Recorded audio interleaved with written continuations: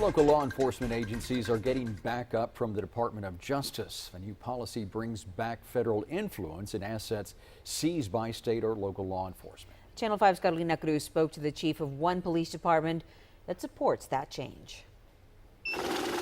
Catching crooks comes with a hefty reward. Criminals now run a higher risk of losing their property and land seized by local and state law enforcement. We know that they're going to purchase property. We know that they're going to do a lot of money laundering and stuff like that. So our main focus is to defund the organization so they don't continue their enterprise. U.S. Attorney General Jeff Sessions reinstated a policy that streamlines the process to the federal government. When an asset such as a house or vehicle is taken as a penalty for a criminal's wrongdoing, local police receive federal reinforcement.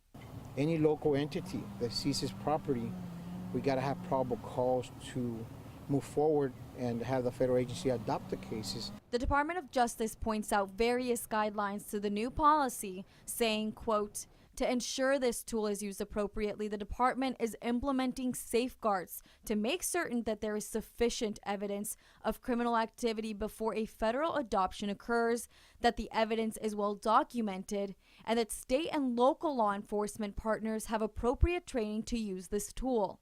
The process of asset forfeiture serves as a reward for police departments. The money allows them to afford items they may not be able to otherwise. Because cities are very limited in funding, so asset forfeiture allows us to, buy equipment, specialized equipment, equip our specialized units, better train our officers. Equipment and training isn't the only payoff. Local man Roberto Ramirez supports the policy. He believes it will reduce the crime rate by making people avoid dirty money. Agarran el dinero fácil y pues ese es el que lo lleva a la cárcel. Chief Gonzalez agrees. He emphasized the community's safety comes first in this process. That's our overall goal, to make sure that these criminal organization enterprises do not continue to prey on the communities. The policy is now in effect and applies to all new requests from local law enforcement. In San Juan, Carolina Cruz, Channel 5 News at 6. The latest reflection of asset forfeiture in the city of San Juan is a $1.3 million police station. Chief Gonzalez says it took 4 years of seizures to raise the capital, but it's a bill a taxpayer doesn't have to cover.